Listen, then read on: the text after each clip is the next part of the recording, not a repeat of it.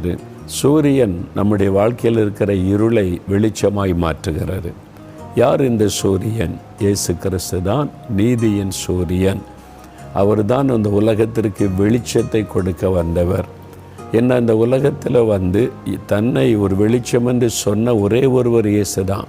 மற்றவங்க அவங்களுக்கு அவரு இவர் இந்த மதம் அப்படி சொல்லலாம். ஆனால் இயேசு தான் சொன்னார், நான் உலகத்திற்கு வெளிச்சமாக இருக்கிறேன், நான் பூமிக்கு ஒளியாக இருக்கிறேன்னு சொன்ன ஒரு ஆண்டவர் இயேசு கிறிஸ்து தான். அவருடைய வாயினாலே சொல்லியிருக்கிறார். ஏனென்றால் அவர் வெளிச்சமாக இந்த உலகத்தில் வந்தார். மனிதனுடைய வாழ்க்கையில் இருக்கிற இருளை மாற்றி அவனுக்குள்ளே வெளிச்சத்தை கொண்டு வருவதற்குத்தான் அவர் வந்தார். அதில் பாருங்கள், அவருடைய செட்டையின் கீழ் ஆரோக்கியம் இருக்கும் என்பதாய் வேதம் சொல்லுகிறது. ஆரோக்கியம். அப்போது வியாதி நீங்கி நாம் ஆரோக்கியமாக இருப்பதை ஆண்டவர் விரும்புகிறார்.